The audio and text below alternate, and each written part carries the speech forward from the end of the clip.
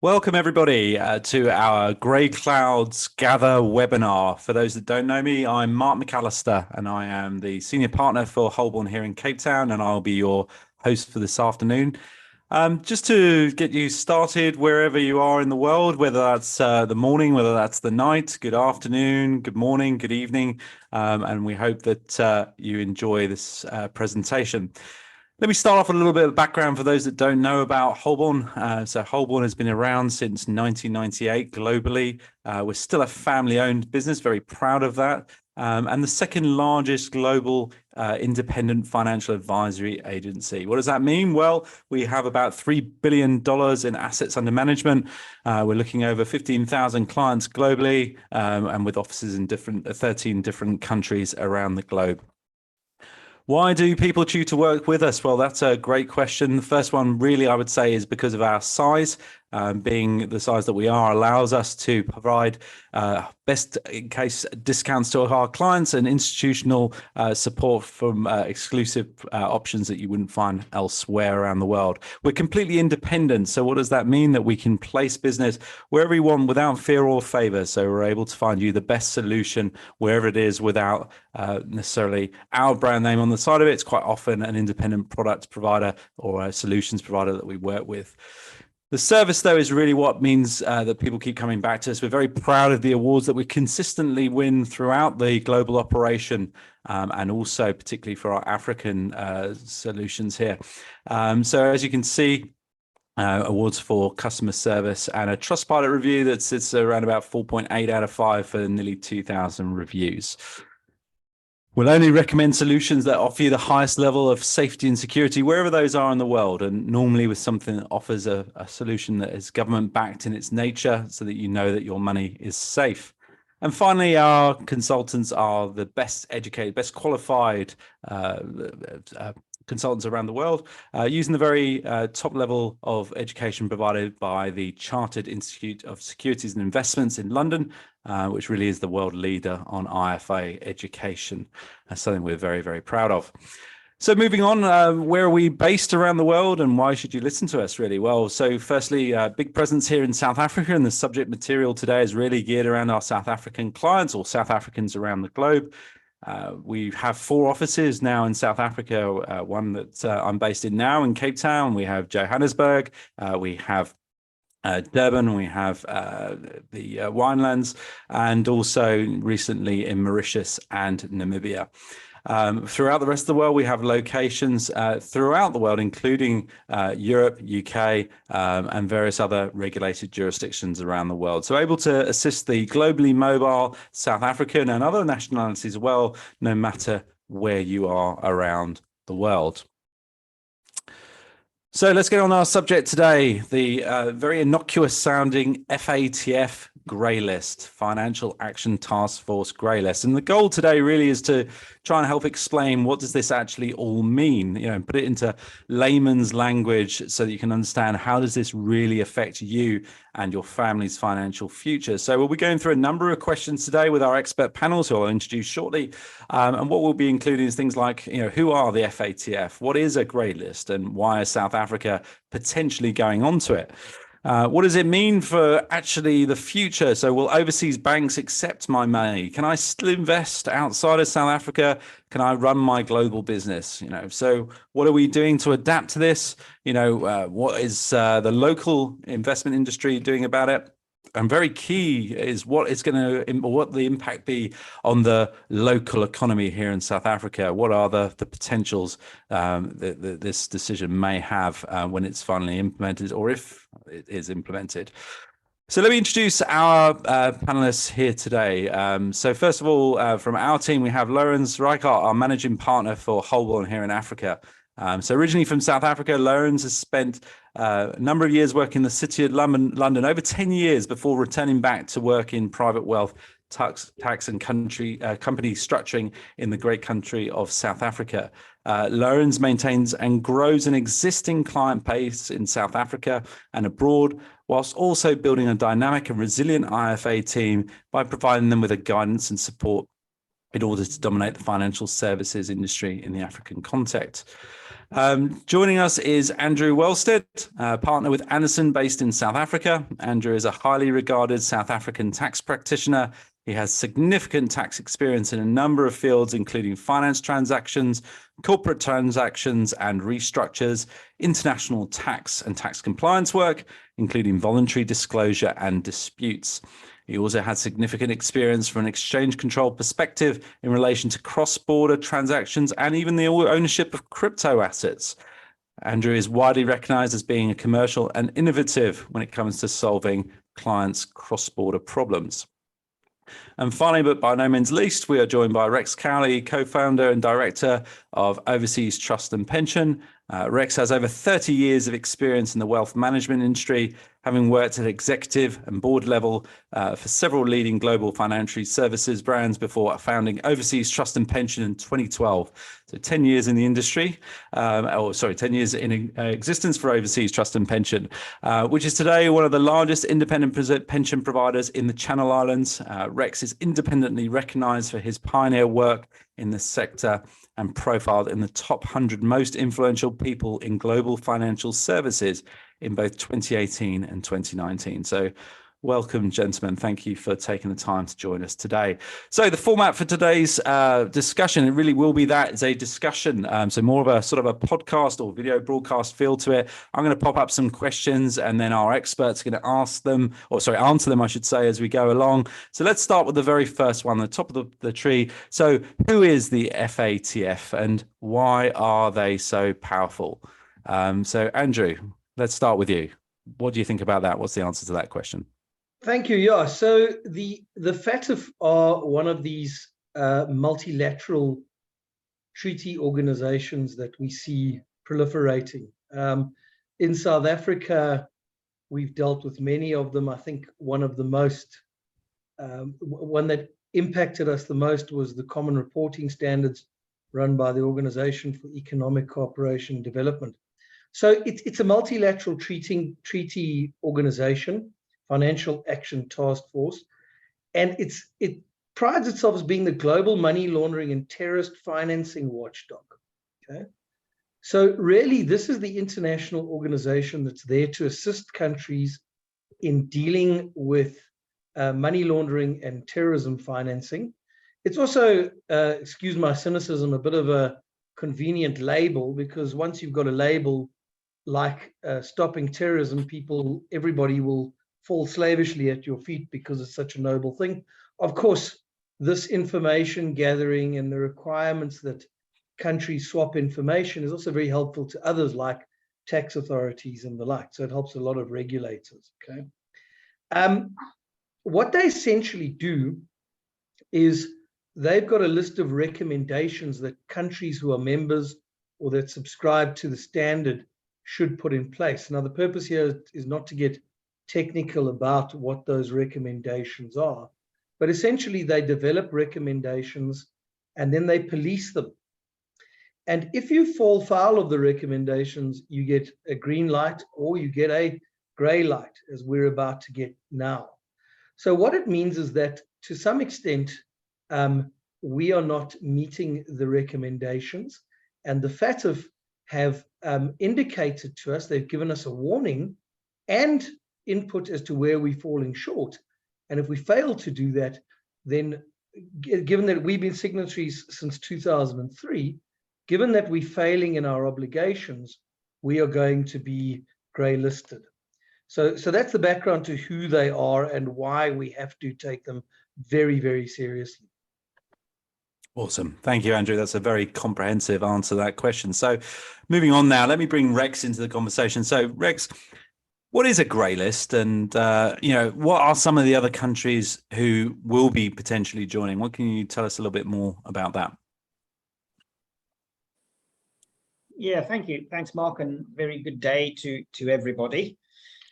I think if I sort of pick up where Andrew sort of left off, and we look at what is the grey list? Well, effectively, the grey list is a list of countries where FATF have identified a number of strategic deficiencies And these deficiencies are in relation to the combating of money laundering and terrorist financing.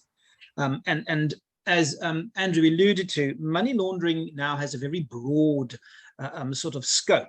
And it's not just in money laundering that we all used to seeing in the movies.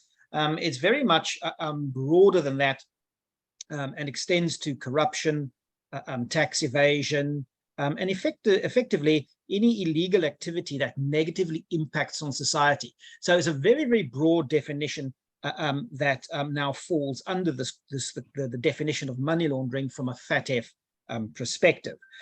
So very, very broad. But the point there is around deficiencies.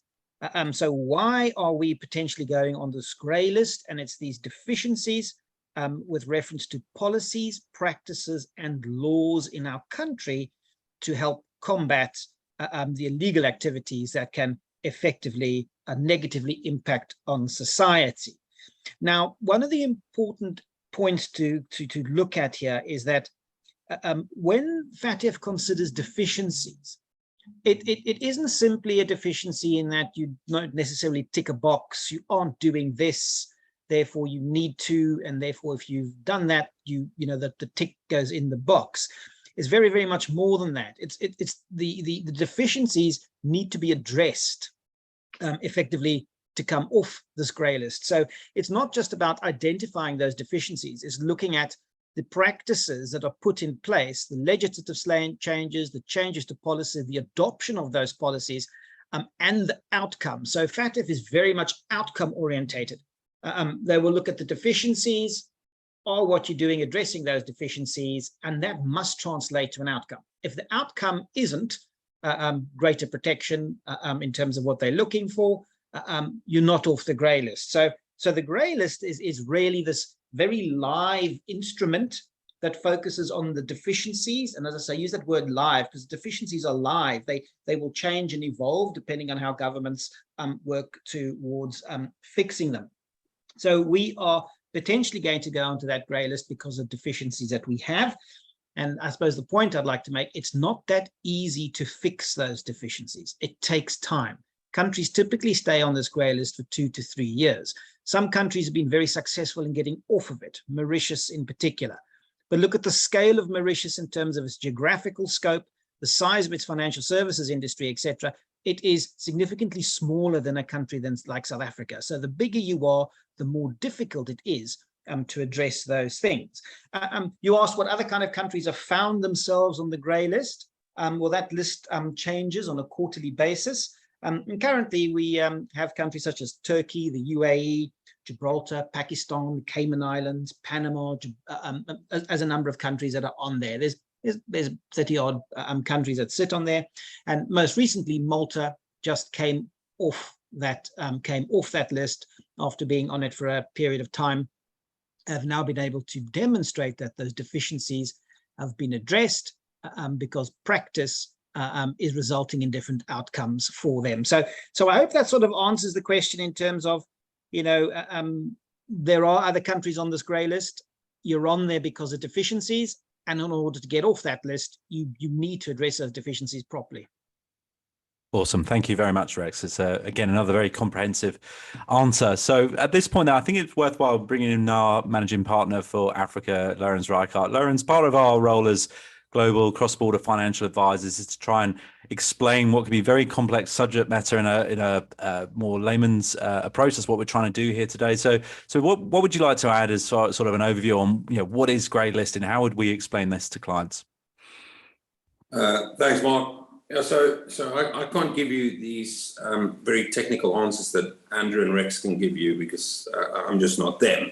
And you know, the reason why they're on the panel today is because they can give us the expert answers. But the one thing that struck me is, like, Rex was being so kind when he chose the Cayman Islands and Panama as the destinations for grey listing. If you look at the countries that we would share, you know, in Africa, that title with, you know, it's Senegal, South Sudan, you know, Syria.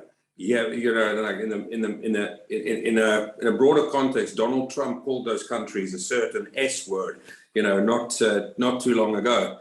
and we're going to become part of these countries, and the ease of doing business will become instantly different for all and sundry. And for me, the biggest impact is what can happen once you go onto that grey list. If you look at the fact that, you know, anybody who was in our webinar with R.W. Johnson, it is kind of a matter of if, not when, we apply for an IMF loan to bail us out of something. The problem is, if you're on a grey list, you've got problems borrowing money from the IMF. Your reduction in international trade is enormous. Your international boycotts are enormous. The economic sanctions you get not just from the IMF, but from the World Bank or the African Development Bank, various countries. These impact your economy. And if an economy can't grow, you know, you cannot grow wealth. So those are the things. And what is the impact on currency? You know, those things are the things that scare me a little bit more, rather than the fact that we joined some other more exotic countries in Africa and the Middle East. So I think those are the biggest questions that I today really want to extract out of both Rex and Andrew, to say, well, okay, let's say we do go there. You know, I can see what the problems are for our country, but what about the citizens of this country? What about those who move money out of the country? What about those who run businesses with cross-border trade? You know, how does this impact? And the key question is, once you're on this list, let's not call it the wrong word, but once you're on this list, how easy is it to get off? You know, how much willpower is there to get us off of it? So those are the thoughts that I had coming into this webinar. Is let me get Andrew and Rex involved in really talking technically about how this impacts. But on a broader economic sense, it could be terrible for the country, especially if we're in need of much needed capital to fund whatever it is we need to in the country. Thanks, Lorenz. I mean, that was a fantastic insight, and you're absolutely right to earmark all of those issues that I'm sure a lot of our clients are thinking about at the moment. So let's move on to the next question. So, you know, in simple terms, you know, why is this bad for the country? You know, what are the cons? Andrew, can I bring you back in on this one? What's your thoughts on this? Sure, thank you. And you know, Lorenz has addressed some of those issues, but let's just start with some sort of anecdotal experience that I've had. And I think the most recent experience any of us, in fact, the first time I probably heard of the grey list, I shudder to tell you, was when Mauritius went onto the grey list. And from my personal experience, many people in South Africa who I suspect if we sat them down and gave them a test on the grey list and what it actually meant, wouldn't have passed that test. But they knew that Mauritius was now on some list, okay? And that it meant something bad. And many clients who probably would have set up structures, investment structures or estate planning structures in Mauritius, shied away from it because Mauritius was on this grey list. So the first thing that it does is it creates a perception of the country. Any list does. And even where people are not expert in what it means, they draw conclusions about the country. For me, so just to give you some other experience, I actually shudder to think that our compliance in this country is not up to standard, because, you know, my life these days, particularly dealing with people in cross-border structures and things, has become compliance. I mean, you cannot move now without providing every sort of detail about yourself, what you do, where you come from, source of funds. And the problem with the grey listing is that's going to get exponentially worse. So cross-border international transactions between South Africans and their counterparts, whether you're dealing with a financial institution as an investor or whether you're trading, doesn't really matter. When you touch a compliance body, and remember, in the modern world, to some extent, due to bodies like FATF, compliance bodies have multiplied substantially. When you touch a compliance body, you get a flashing red light that says these guys are on the grey list. Please have heightened caution when you're dealing with them, and make sure that you do extra checks, etc. And that translates into a cost of business, right? So the cost of business to pay for that added compliance means that the cost of doing cross-border business goes up, and certain people will shy away from you. Some people who either are or not knowledgeable about the grey list will shy away from you as well, because you've now got this flashing light. One of my personal bugbears in the world is trying to get bank accounts open for clients. Even as it is, we're not on the grey list. Very, very tough for South Africans to open bank accounts abroad. And things like that are just going to get worse and worse. And I hope I'm not misquoting him, but Sim Chabalala said it could be worse than being downgraded to be grey listed. Interestingly, there are others that are painting a positive picture, and I guess there's a recognition that to some extent South Africa is not where it should be on the investigation and prosecution of financial crimes.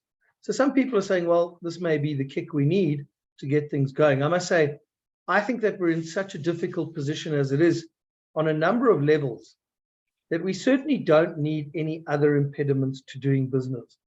So Lawrence mentioned the will. I hope that the will is there. I think it's very, very important that South Africa start improving its image internationally on a number of fronts, okay?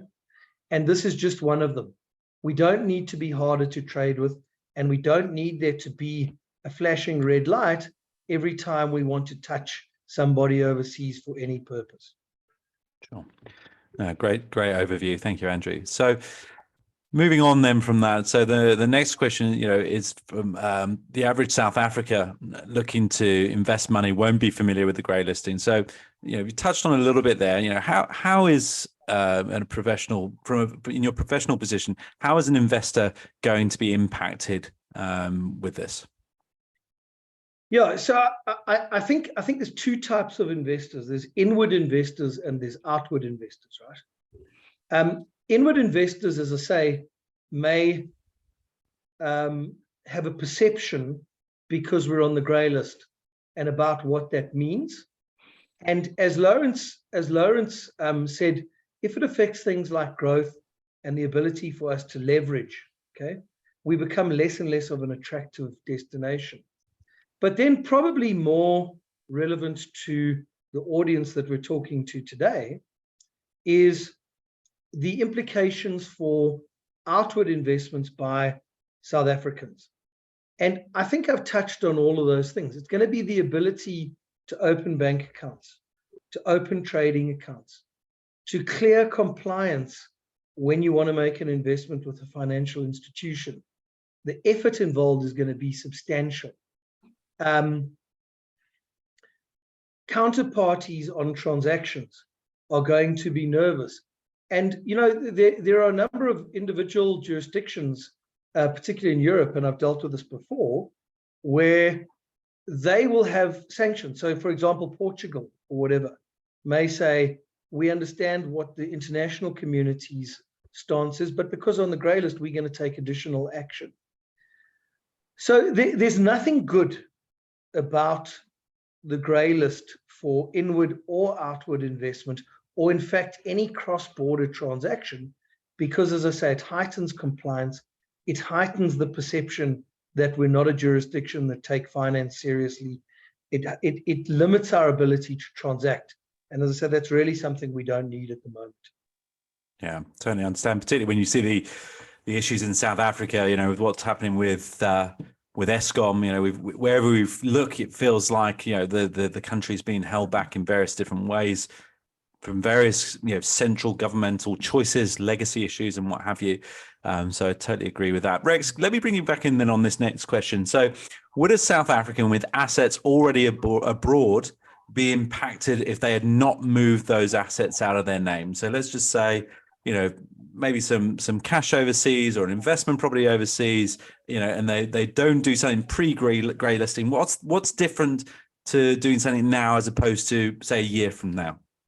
Yeah, I'll answer that question, but I think I just wanted to add one or two bits onto what Andrew was saying, if I can, Mark. And I think this is based on our experience of having dealt with countries where they have had or been subject to grey listing. And I sort of, I know Andrew talked about it's economics, isn't it? At the end of the day, the impact. But I can sort of break that down into three things. And if we put them all under the heading of cost, the first one is time. It takes longer to undertake transactions. Yeah, so that's the reality, because more administration is required. So more effort is the other cost. More effort and time are two important outcomes of a grey listing. And last one is the real cost of doing something. And I think if you look at what's the real cost, is that often counterparties that you're now going to work with increase their charges and fees for dealing with countries that are now under heightened review, which is what the grey list is there for. It's heightened review. That's all that's what they're doing, is review. So some practical examples. We've had to deal with customers that were simply trying to buy a property in the UK, but their funds were held in Mauritius. The property agreement, the transaction, required payment by a certain date, after which penalties could be incurred, or indeed they could pull out of the transaction. Because of the grey listing, that transaction never concluded, and the one party had to suffer penalties under the terms of the contract. So something as simple as a property transaction cross-border can be delayed to a point that you're in breach of contract. So I think that's a practical example. Other examples we've seen is specific investment issues that have a date by which funds have to be received in order to place those in the market haven't been met, because of the challenges involved of trying to get the funds from a country with a grey list into another territory. And it's the compliance and administration that results in these funds effectively eventually arriving at their destination late, which means it's too late. They've missed the cutoff for those transactions.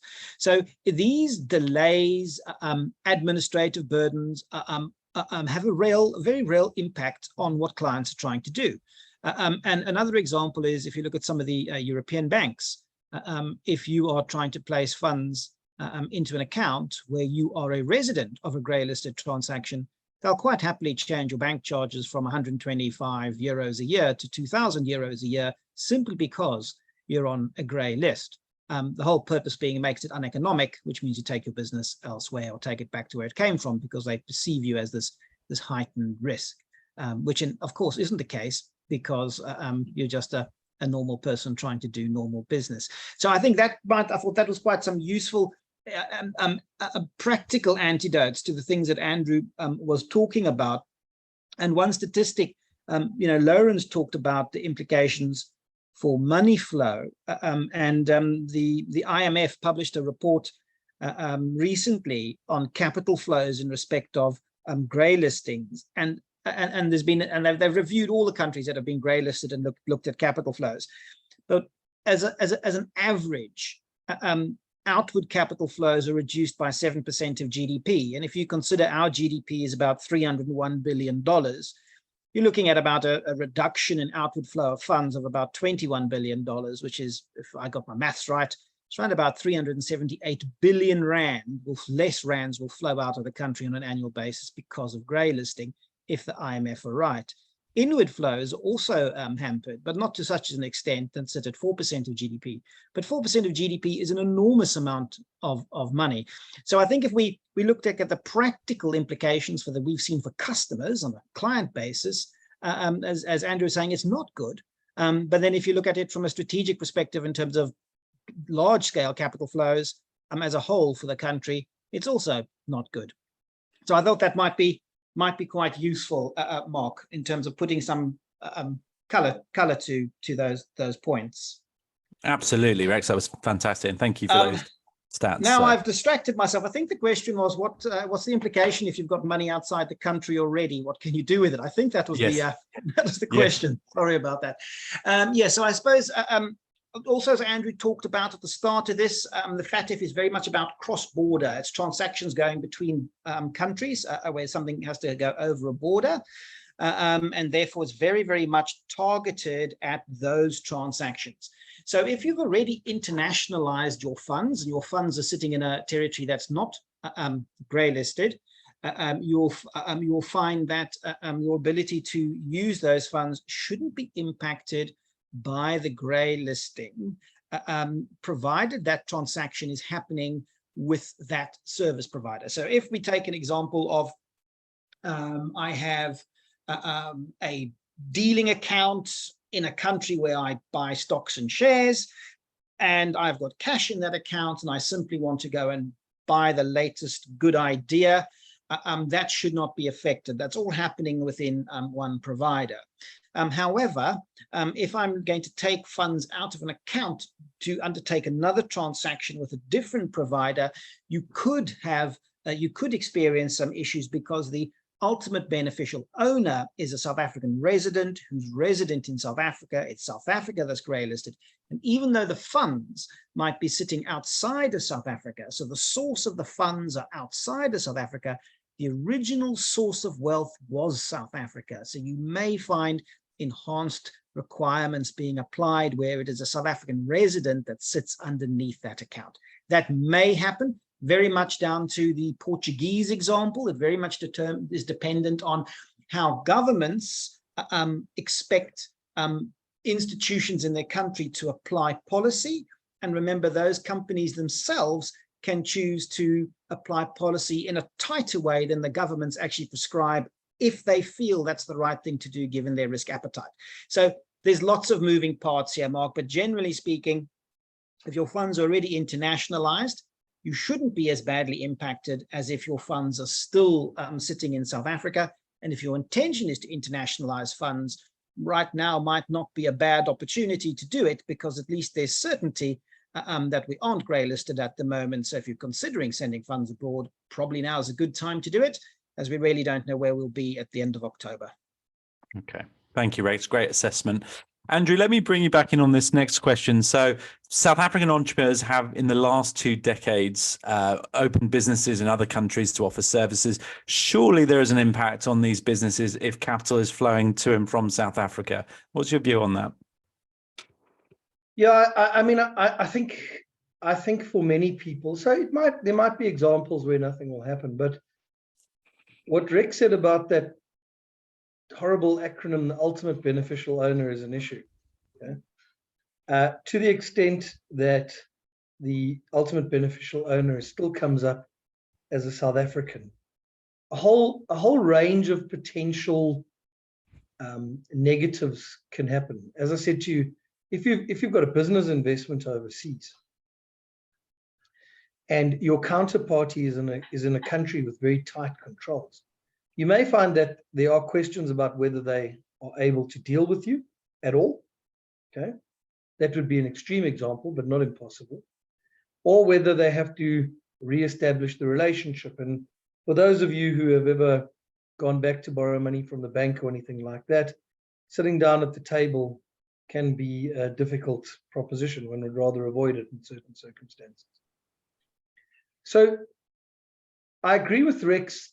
If everything's in South Africa and you're now venturing forth for the first time, you're going to have a much harder track. It's not impossible. I don't think we must set it up as being impossible. It's more expensive, and it's certainly going to be more onerous than it was, but it will remain possible to do.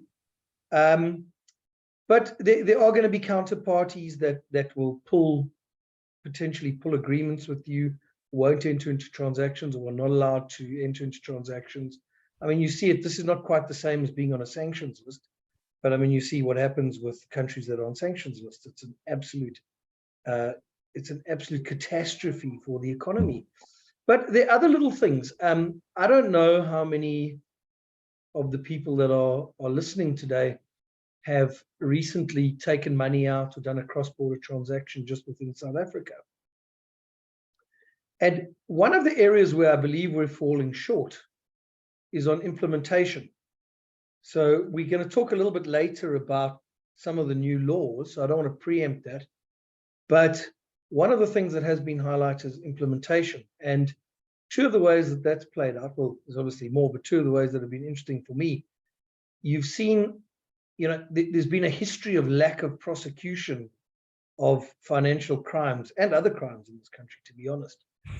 And I don't think I'm talking out of turn there. You can open any paper and there are question marks around any number of transactions that were questionable and nothing's ever happened to anybody.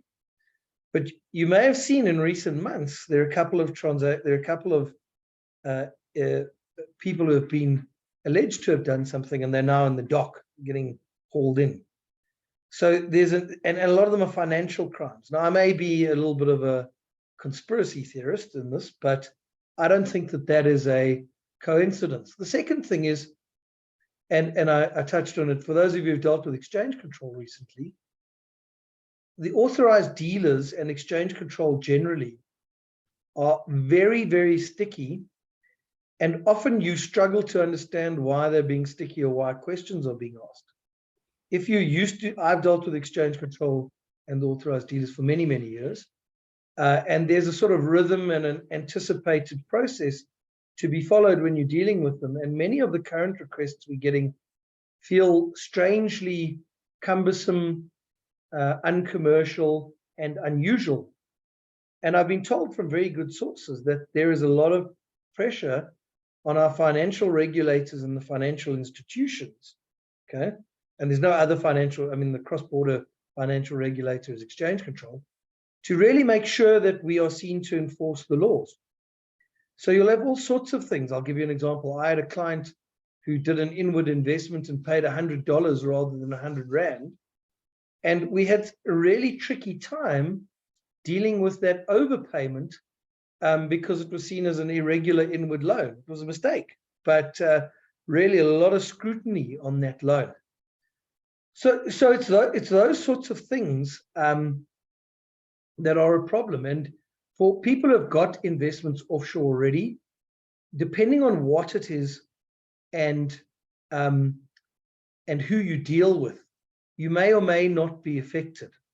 But because compliance has a habit these days of looking through to the ultimate beneficial owner, if the ultimate beneficial owner comes up as being South African and your counterparty or the institution that you're dealing with has got some particular rules or even just the grey listing rules require increased scrutiny, you're going to face increased costs, you're going to face all sorts of things. And I've had clients in the past who couldn't convince their financial institution, for example, their banks, about the source of funds. And those banks have closed those accounts in the past. They write you a check and you've got to take your money to Delaware or somewhere else that will accept your money. You have to start looking on the grey list for places where you can take your money. So those are very real threats for investors. And it may play a role in investment decisions going forward is, what's my headwind if I deal with that party? What is the KYC headwind? Is there increased cost versus something else? So I think this is going to be a real factor, even for people with money offshore already or businesses. Brilliant. Thank you for that, Andrew. So Rex, let me bring you back on this question. So what do you foresee being the investment and economic landscape in South Africa? Is it ripe with opportunity or a panacea of problems? How do you see it? First of all, I'm not an economist. Let's put that out there. But I think if we don't go on the grey list, I think life will continue pretty much as is. In fact, people might be quite buoyed because of it. Yeah, because if we don't go on the grey list, it's because we've not fallen foul of sufficient deficiencies to get on there, which is a very good thing. I think, as Andrew said, some people have said that it's actually if you get on the grey list, it's okay. It'll motivate people to do things, but you don't want a kicking if you don't need one. So I think if we don't get on the grey list, it'll probably be very positive for lots of reasons. I think if we do get on the grey list, then all those things that we've been talking about will come to fruition. And I think its reputation and confidence have a huge role to play in business. And if there's any doubt around the feasibility of a transaction because of enhanced measures, people are going to choose to do something else, particularly external parties looking to invest in here. I think the opportunities. I don't think a grey listing creates opportunities. I think it's a bad thing. I think if we're not grey listed, I think that's a really good thing. So that's sort of how I think it's that simple. And it's binary. If you're on, it's bad. If you're off, it's good. I mean, I struggle to see the upside of a grey listing. Yeah, no, I totally agree with that, and I think we have to be really cognizant of the likelihood of this happening. The articles that are coming out, it's quite a big mountain to climb, isn't it? But let's look at other African countries. So Andrew, you've got a lot of experience in this sector, looking all over Africa. Let's look at some of the African countries in the past that have gotten removed. So Zim this year in March, and Mauritius managed to avoid being added after it was proposed. So my question is, what do we need to do to get, what do we need to do to avoid this, and how far are we along to achieving that goal? Yeah, so the government's obviously had to study in quite some depth the deficiencies that were identified. So, I mean, this is an objective thing, right? Well, we'll come back to that one later, but hopefully it's as objective as possible. There's some recommendations, we're falling short, we need to remedy it. And there's two major courses of action that are being taken to do so. So the one is overhauling, updating, and modernizing existing laws to get them in line with the recommendations. Okay, so the cabinet's already approved something called General Laws, Anti-Money Laundering and Combating of Terrorism Financing Amendment Bill. So that was quite an interesting bill because it dealt with a range of regulators and different laws, etc. So it was kind of an omnibus bill dealing with a whole range of issues. In my world, Trust Property Control Act got updated to bring in the concept of a ultimate beneficial owner. There it is again. There were some changes quite a few changes to exchange control, all directly referencing the grey listing. So there's a regulatory overhaul underway. The other bill that was tabled was the Protection of Constitutional Democracy Against Terrorist and Related Activities Amendment Bill. Just think about what I said earlier, what FATF is there to do. You can hear all of these things: anti-terrorism, anti-money laundering, etc. Okay, so the main things impacted are the Financial Intelligence Center Act, that's FICA. That's really our Know Your Client, make sure source of funds stacks up. Non-Profit Organizations Act, I've already mentioned the Trust Property Control Act, some of the Companies Act and the Financial Sector Regulations Act. Sorry for boring you, but the reason that I want to mention all of those things is you can see where the issues are: exchange control, financial sector, FICA, etc. Okay, so the one thing, and a lot of it is focused on ultimate beneficial owner, following funds, source of funds, etc. The other thing I've already alluded to, but I'll just make the point again, is implementation. So my perception, and Rex may be able to jump in on this, and Lawrence, we are perceived as having quite advanced laws. I think a number of people were surprised when they heard we might be grey listed, to be honest with you. So we all live compliance daily, and it drives us insane unless you're a compliance guy. But I think most people perceive this as having quite advanced, quite comprehensive laws. But I think it probably is true that our implementation and our following up on those laws is sketchy. Okay, and that comes down to a whole range of issues: skills, whether the National Prosecuting Authority has the ability to prosecute these complex crimes, etc. And that's probably, I mean, we'll see later when we discuss what we think is going to happen. But that's probably going to be the harder one to fix. Passing laws is easy. We've had lots of laws. Writing words on paper, I think recent iterations of Parliament have been very successful at. It's the enforcement. We lack on enforcement. We lack on resources. We lack on the ability to deal with complex financial crimes. And I think that's where our problem is, and that's what we need to focus on. Okay, excellent. Thank you, Andrew. So coming up towards the end of our questions, we're going to be going to Q&A in the not too distant future. So if you haven't already done so, at the bottom of the screen, you can ask questions and we'll do our best to answer as many of them as we can.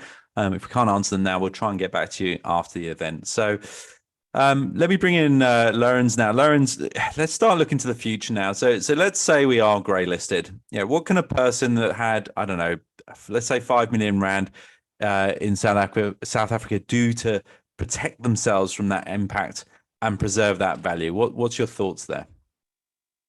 Well, firstly, I'd say do it before we grey listed. That would be the smart move, because as Rex rightly said, you know, there's a old saying in our business which is time kills deals, and difficulty kills deals. So if you're going to take 3-4 months inside of a compliance department to get something approved, and if it is going to make it very, very difficult, you might as well go, you know what, this is not for me. And so many people, I've seen this with modern compliance, many people cut their noses off to spite their face because they just don't want to deal with the compliance headache. So the compliance headache will become worse, and it will become more expensive. I was sitting with a trustee in Stellenbosch the other day, and they were just saying flat out, modern compliance is just causing extra cost, and that's why the cost of the trusts are going up. It is just what it is. The other problem that we have is the true crooks, okay, are not people that we would deal with in general. You know, they have already found another way to launder their money through all manners of you know, crypto exchanges and all sorts. The normal vanilla financial channels is not really where those people go and launder their money, and it's always the compliant and it's always the non-guilty that gets caught up in this nonsense, which is very, very frustrating for that client, because they go, well, I'm a good citizen, I pay my taxes, I do my tax return every year, etc., and you treat me like a criminal. You know, before, compliance used to be you're innocent until proven guilty, but the world of compliance has changed into you're guilty until you can prove yourself innocent. Now that is not so true for countries that doesn't have a blemish on it in terms of grey listing. The moment it goes on grey listing, you're guilty.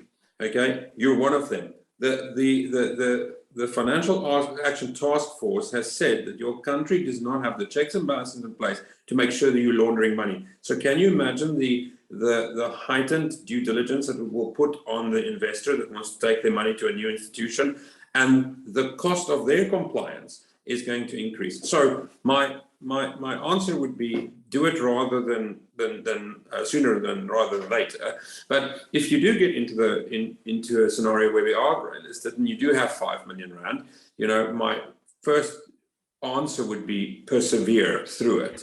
Don't cut your nose off to spite your face. Make sure that you still go through the compliance hoops, and it is up to it's up to us as wealth managers to tell the client this is going to be a rocky road to get through, okay? But walk it, you know, go through the valley of shadow of death, because there's good stuff out on the other side. It's kind of like a stock market now, you know. It's rough, it's a rough ride, but just stay the course. It will be smooth out on the other side. So that would be the first thing that I would say. And the next thing that I would say in general is look at a structure that doesn't always tie you to the umbilical cord of South Africa. You know, so I'm specifically talking about balance sheet risk, etc. So those would be the first things that come to mind. My first answer to that is persevere. Look at currency opportunities, for example. So if something does happen to to the rand. There would be like for example, right today, if you trade the dollar, it's a terrifying number. But if you trade the pound or if you trade the euro, it's a better number. So look at the right currency pairing to take your money out in, and just make sure that you continue to walk the compliance hoops and make sure that your wealth advisory is excellent at navigating compliance waters. Now, what we've done at Holborn is quite interesting. So we went through a FICA audit. Mark, you'll remember this, the 3 days that we were sitting in FICA audit. Fantastic. I remember those days so well. So we were going through a FICA audit, and there was one part of the FICA audit that they recommended that, or they said that Holborn doesn't do X, Y, and Z. It is because we did X, Y, Z, and A, B, C, D. So we did more than what was actually needed. And I think some of our clients have always been a little bit frustrated. It's like, oh, do you need a blood sample as well with all of the shit that you ask for? Sorry for the S word. But at the end of the day, if you have a heightened sense of compliance already, I think that's a good thing, because I think for us and for our clients, not that much would change because of the way we've already treated compliance around the world. Because you can imagine how European compliance is, UK compliance is an absolute nightmare. So we've already adapted to that. But I think if you're thinking that normal transactions with your bank overseas is just going to be a doddle, it's not true. I think you're going to struggle. So I think opening your bank account, I think opening your investment account, the other countries are just going to see you as a leper, and you're going to have to prove to them that you don't have leprosy. So those would be my thoughts, Mark. Okay, thank you, Lawrence. Great insight onto the challenges ahead. So last question then before we go into Q&A from those listening, and again, if you haven't already done so, the Q&A button is the center of the bar at the bottom. Ask your questions and we'll do our best to answer some of them before we wrap up, and if we can't, we'll try and contact you afterwards to see what we can do. So here we go then, the sort of R1 trillion question, I suppose. Here's your time for predictions, gents. In your view, what is South Africa getting grey listed, or yes or no, or a percentage answer? What do you think is going to happen? And that's open floor. Mark, I'll jump in here, but just before I do, I'll just want to add something to what Lawrence just talked about. And I think if you are looking to put your funds abroad, it makes a lot of sense to consider the position of the country you're looking to establish an account from a FATF perspective. Don't go and put your money into a non-FATF compliant country. You're going to compound your issues. Put it into a high quality territory that is compliant with FATF. That will make, once you've done the hard yards that Lawrence is talking about, your life will be easier as a result of that. And also, when you look at a foreign territory, you must understand the political risk. And when I talk about political risk, remember policy, so government attitude creates policy, and policy dictates how the laws of a country evolve. It's momentum.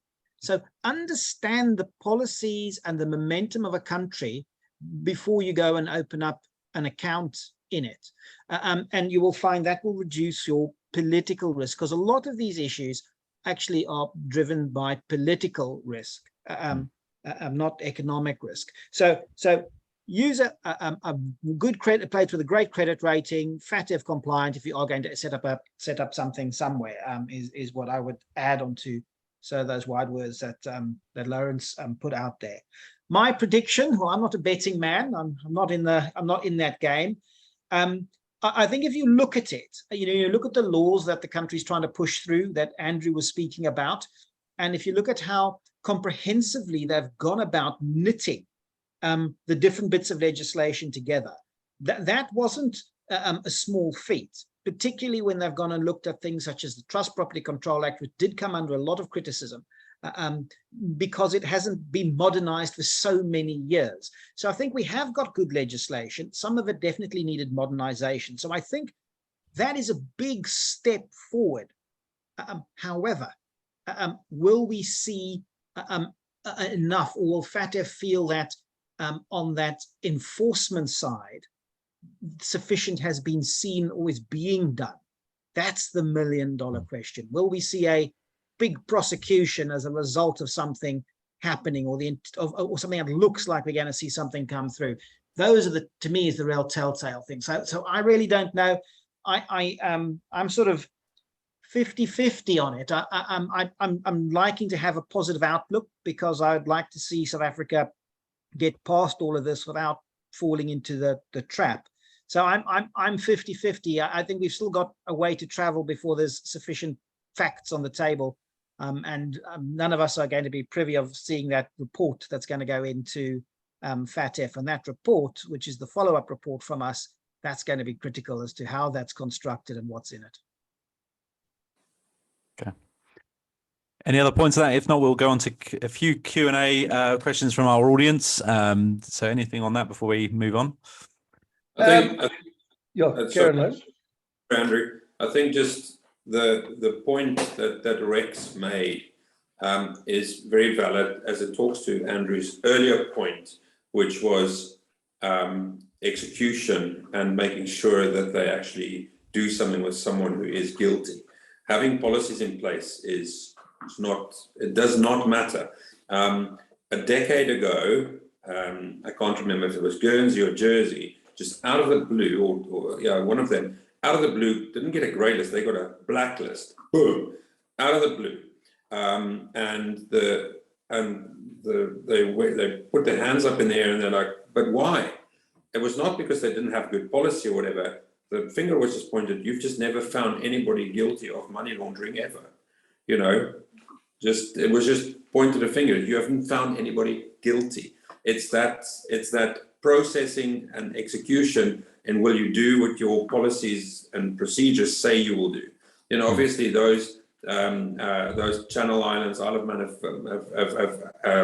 have really changed completely how they process their clients, etc., and that you could not put your money in a better jurisdiction today. But 10 years out of the blue, they just got a bang, and we might just get a bang just so because the Financial Action Task Force, they don't really care if you've got fancy documents. They care what you do with them. And so I think that's the big asset test is, can you prove that the document that you say has actually got consequences and actions? Sorry, Andrew, I know I interrupted you. Not at all. I just wanted to add, because I like mischievous conspiracy theories, as you've picked up. Is this an objective process? Did they come and do an assessment? We failed on these recommendations. Have we failed on them before, but someone turned a blind eye? Did we annoy anyone? Remember, FATF is rarely representative of governments around the world. A couple of wars going on, all sorts of things. So guessing if there is a political undercurrent is well, you don't know what's going on. So I just put it out there that we are dealing with governments. We could be dealing with politics. I don't know if any of you read the Sunday Times this weekend, but there was a director of the FIC in there. I think her name was Polisile Kanyile, and she unfortunately said she believes, I hope she wasn't misquoted, but the way, if I understood the article correctly, she believed that we are going to be downgraded. So that wasn't great news. Obviously read it with great interest pending this discussion. So maybe a little bit too little too late. Let's see. Okay, thank you, gentlemen. Let's go on to Q&A. We are running a little bit over time, but I think because of the amount of attendees is still very strong, we've hardly had anybody leave, then clearly the subject matter is interesting. So we'll try and go through a few of the key questions. I'm going to start out with, there's a number of questions on the thread of currency. So us trying to do the crystal ball bit. So questions here from Peter and from Lucas and a few others.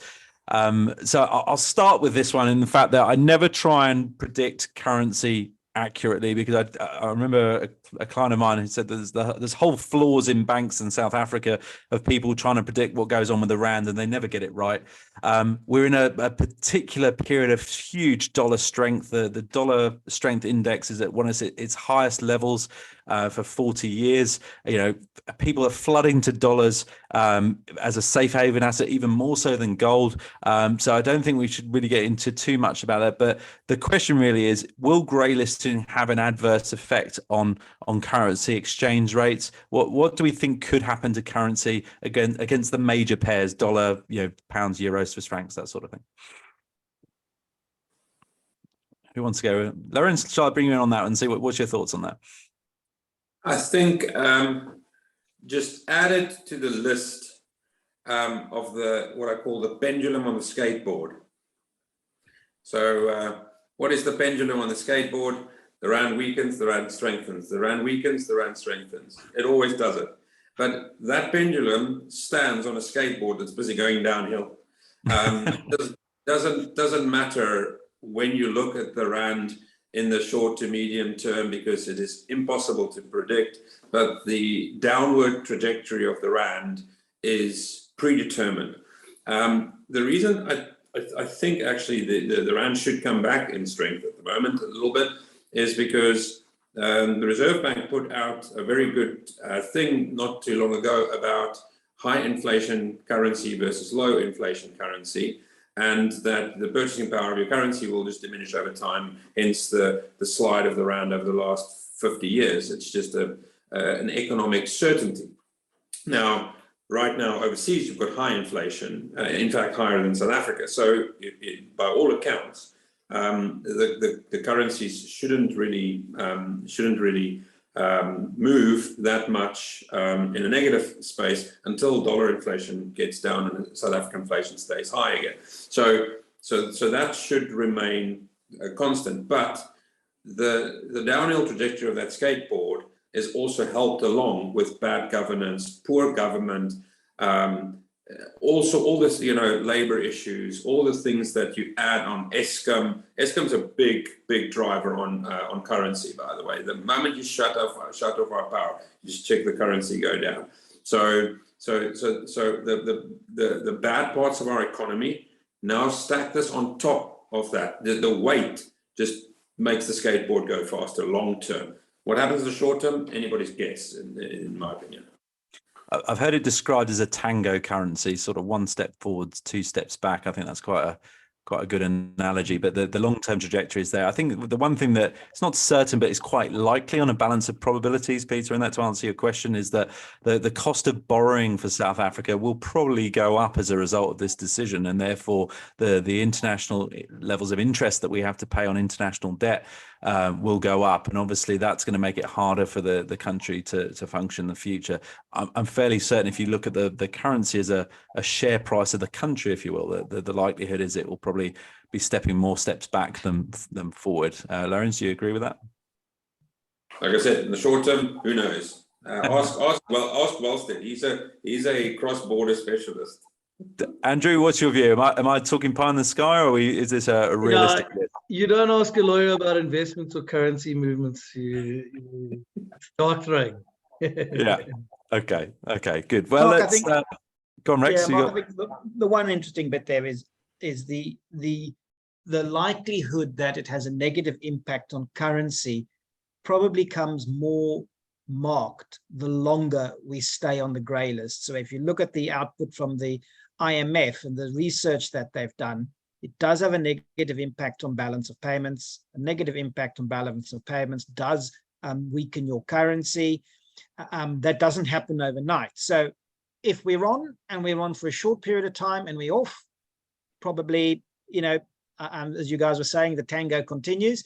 But if we get on it and we can't get off it because there isn't the will to do it, then that's a different, or we actually can't get the outcomes that everyone's been talking about. We can't see the laws in action.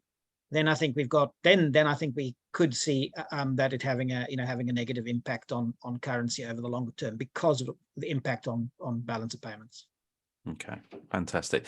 Thank you for that. Question here from Shannon around, and this we've seen a lot of this, aren't we, Lawrence, from clients and guys, I'm sure in your respective fields, clients looking at their options outside of South Africa, not just from an investment point of view, but from a citizenship point of view, from a residency point of view. So we're not just putting the money on the plane, we're putting ourselves on the plane at some point in the future. So the question is, would I still be able to look at second citizenships? I mean, Lawrence, you're very active in this space. What's your view? Do you think it's going to make a real challenge for people to go for that golden visa? Should they be thinking about it now rather than next year? Yeah, I think like anything, the due diligence around the client will now be much higher from the jurisdictions. If you think about Portugal, which is really, really hot on making sure that their golden visa is not a dirty visa, as it's called, like some of the other countries in Europe have been caught to do. So Portugal is really making sure that it's just crystal clean money that comes into their territory. And so they will probably do enhanced due diligence on the underlying client. They won't say, no, you can't, because I know some of the countries that's on that grey list, their citizens have successfully applied, but the enhanced due diligence on them will be applied. And so it's normally people that don't just apply for themselves, but also wife and children. So they will ask you all manners of questions and to talk about your wealth and prove it so many, like generations ago, plus blood sample. So I think it's just an enhanced due diligence. It will just be more difficult to do, which it already is, by the way. Yeah, no, I can understand that. Okay, moving on, trying to get through as many of these questions as possible before we wrap up. So we've got a question here from Malachupu. When is the certain date to know definitely that South Africa will either be grey listed or not? So maybe just worth clarifying the time frame, of where we're at the moment. So we're affecting the warning stage, and then when's the sort of implementation? What's that kind of time frame? Andrew, are you able to give us a bit of an overview on that? What do we got time frame to work with at the moment? I actually don't want to guess. I'm not sure on the time frame. And Rex, and I'm going to just do a little hot potato to Rex here. He seemed to be quite clear on when the report is. Rex, can you feel that one? From what I've read, we will be given an indication at the end of the month. So we have to have our report in before the end of October. So we can expect something happening at the end of October, start of November. There's one of two outcomes. We either go on the grey list straight away, or we grow on the grey list in March next year. So they'll say, fantastic, we've got your report. You're still going on, but it's going to be March, or they'll put us on pretty much after we've submitted our report. So if we go on. So yeah, one of three outcomes. We don't go on, we go on early November, or we go on in March. Sure. Let's hope Okay. it's the first one. So hopefully we'll know within a few weeks, and we may have a few months left before implementation, but we'll probably know within a few weeks. Okay, very good. A question here from Derek. Assuming the worst, what is the realistic time frame to expect South Africa to satisfy the requirements to be removed from the grey list? So up to 3 years or 3 years or more. So I think we touched on this earlier around the examples of other countries like Mauritius. What do we think would be a realistic time frame, or is that just too hard to answer definitively? I think that you would see a concerted effort. I mean, as Lawrence highlighted earlier, there's already a concerted effort, number one. We've taken some things lightly in the past, downgrading and that. I haven't seen any reports of anyone taking this lightly. I think everybody knows the seriousness of this situation. If we do get downgraded, put onto the blacklist, the grey list, apologies. My sense is it's either there's something political happening, which we'll need to fix, or it's implementation of legislation, which we'll have to fix. So that's not 2 minutes. You can see we've already passed the necessary legislation, but I would be surprised if we were not able to get ourselves off within an 18 to 24 months period like Mauritius did. Mauritius set some very clear goals. They put their nose to the grindstone. All the institutions rolled up their sleeves and got involved because it made sense to.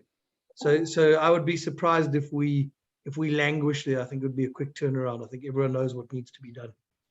Sure. I think Andrew's right. And I think if you look at the countries that are on the grey list, the majority of them have been on since 2021. So they haven't been on very long. You know, Yemen is the longest standing culprit. It went on in 2010. It's still there, but there's clearly no desire to get off of it. But the majority have all been on since 2021. So you generally don't hang around on it for too long. Yeah, and let's not forget the reason for it is to try and prevent the flow of capital around the world for money laundering and terrorist financing purposes. So, you know, you'd like to think that governments would want to prevent that as a matter of urgency. So hopefully they won't hang around too much. But Derek, thank you very much for the question. Right, we're going to take two more before we wrap up. I'm going to start off here with a question that kind of thing. Actually, here we go from Reto, that a lot of our cross-border clients are thinking about at the moment. So how likely is it that we can't get mortgages in the UK if grey listed? You know, if grey listed by the end of October, will it immediately be difficult to transfer cash to Europe, or is there a grace period? So Lorenz, I mean, you and I both look after numerous cross-border clients, you know, ones that want to invest in property in the UK as an example. What do we think after grey listing? If it happens, how much more challenging will it be going forward, do we think? I don't think it'll affect the interest rates. So I think the UK banks have pretty much a set interest rate for a non-UK investor, but I think again that it would just make it a ache to get the due diligence done, etc. So I don't see a problem for getting a mortgage, because I don't think that they are going to not lend to you because you come from South Africa. But what they may do is say, well, because they take the house as securities, but they need to make sure that the deposit money that comes in is clean cash. And if you're a grey list country, again, it shows that you might not be compliant in how you deal with money laundering, or you could be some terrorist, and therefore the process of terrorism is now financing this house that you're buying. You know, they can't afford to do that. It's their own regulator that will make sure that they do that. So they'll probably just do, again, enhanced bit of due diligence on you. Okay, good. Thank you, Lorenz. All right, last question then.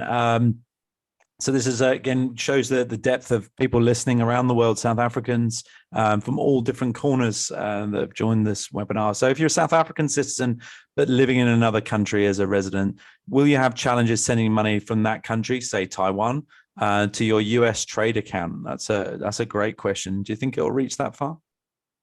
Firstly, I'd be more worried about the sailboats that the Chinese are floating around your channel than worrying about sending money abroad.